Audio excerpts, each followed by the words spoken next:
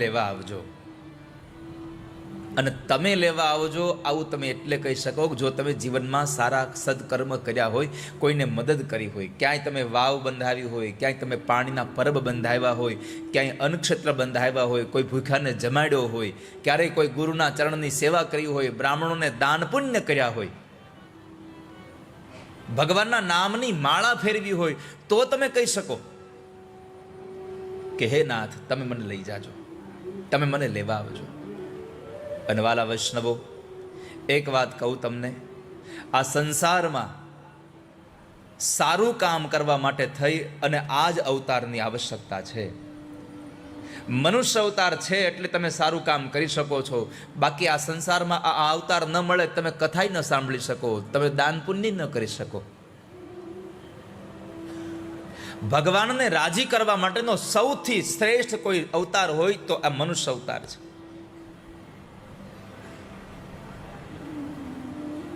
આ ભવસાગરમાંથી તરી જવા માટે કોઈ અવસર હોય તો આ મનુષ્ય અવતાર છે.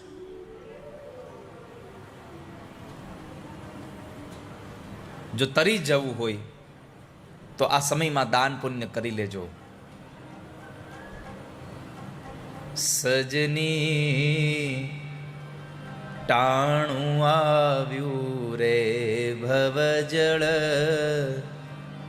તરવાનું, સજની ટાણું આવ્યું રે ભવજળ તરવાનું.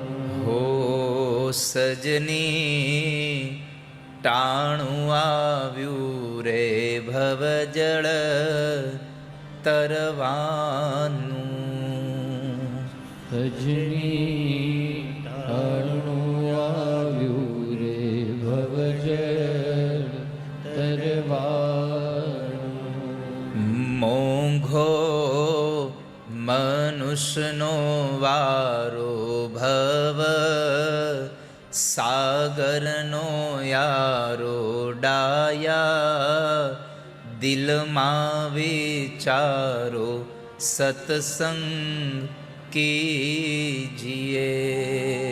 મોંઘો મનુષ્યનો વારો ભવ સાગરનો આરો ડાયા, દિલમાં વિચારો સત્સંગ કીજીએ.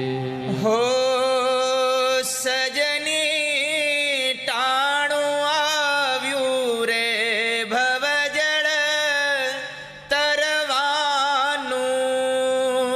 સજની ટાણું આવ્યું રે ભવજળ તરવાનું.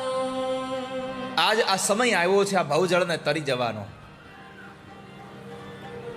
ફરી પાછો આ સમય ક્યારે આવશે એની ખબર નથી વાલા વૈષ્ણવો. દાન અને પુણ્ય કરવા માટે થઈને આ છેલ્લો અવતાર છે.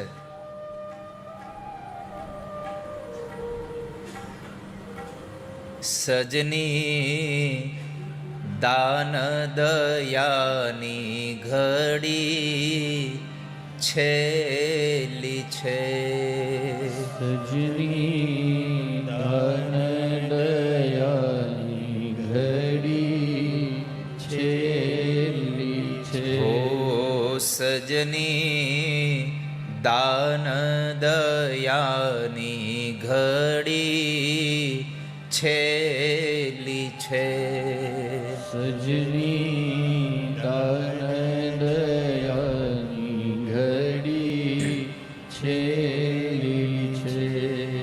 દાન સુપાત્રે કરવું ધ્યાન, પ્રભુનું ધરવું ભક્તિ, થી ભવ તરવું સતસંગ કીજીએ.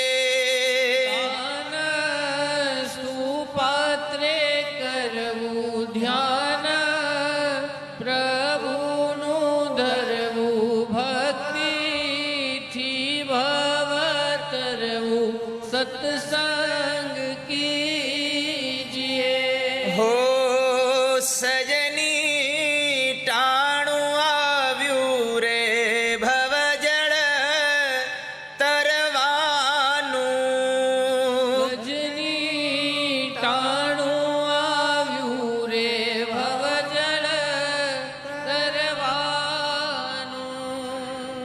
સંતો કહે છે કે આ સમય આવ્યો છે ભવજળ તરવા માટે.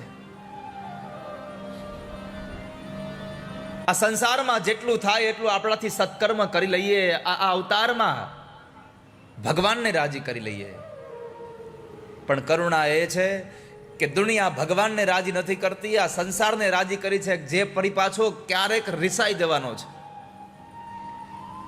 આ દુનિયામાં રાજી કરવા લોકોને જશો ને તો હું ભરોસા સાથે તમને કહું છું, લખીને દઉં, એકને રાજી કરશો તો બે રિહાઈ જાય. આ દુનિયાનો નિયમ જ છે. પણ દુનિયાને રાજી કરવા કરતા ભગવાનને રાજી કરો. જગત રાજી થાય એના કરતા જગદીશ્વર રાજી થાય એવા પ્રયત્નો કરજો.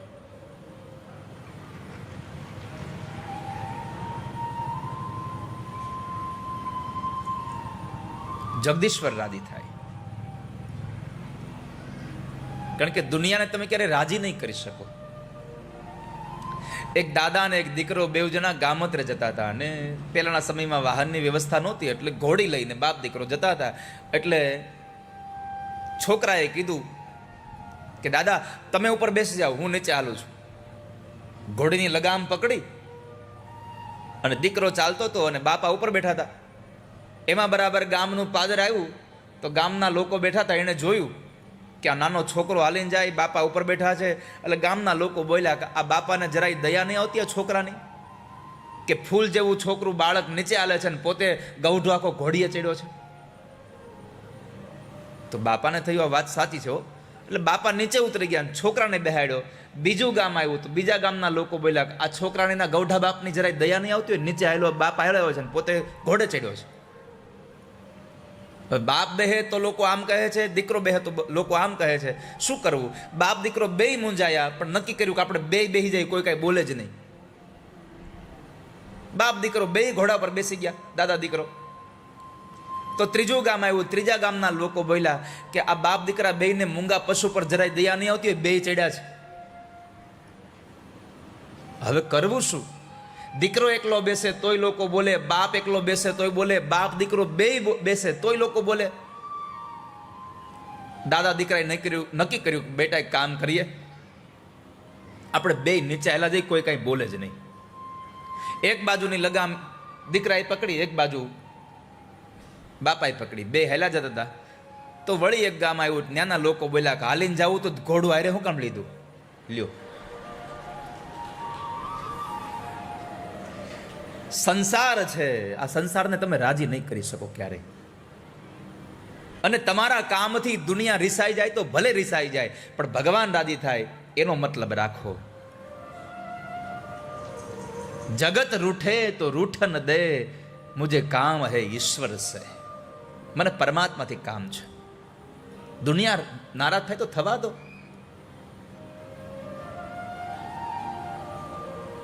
ભગવાન તમે લેવા આવજો મને. આજે દાન અને પુણ્ય કરવાનો છેલ્લો દિવસ છે તમારી પાસે, સત્કર્મ કરવાનો છેલ્લો દિવસ છે. અને આમ પણ 7 દિવસથી હું તમને કથા સંભળાવું છું તો શાસ્ત્રમાં લખ્યું છે કે બ્રાહ્મણના મુખેથી ક્યારેય મફતમાં કથા સાંભળવી નહીં. તો તમારા આજે લોકોએ મને દાન દેવાનો સમય નથી. આજે મારો હક પણ છે તમારી પાસે દાન લેવાનો.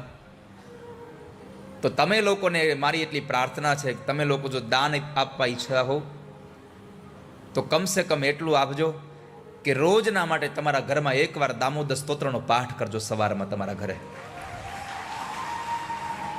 આનાથી મોટી દક્ષિણા જ નહીં હોય મારા માટે.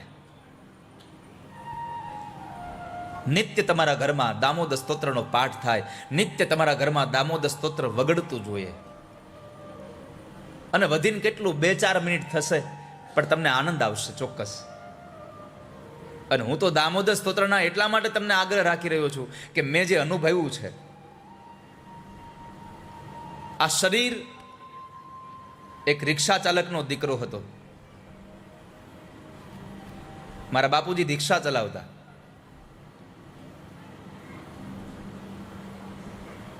અને 2004માં હું બરોડામાં જ્યારે એરોનોટિકલ એન્જિનિયરિંગમાં હું અભ્યાસ કરતો હતો અને છેલ્લા વર્ષની ફી મારા બાપુજી ન ભરી શક્યા એટલે મારો અભ્યાસ છૂટી ગયો.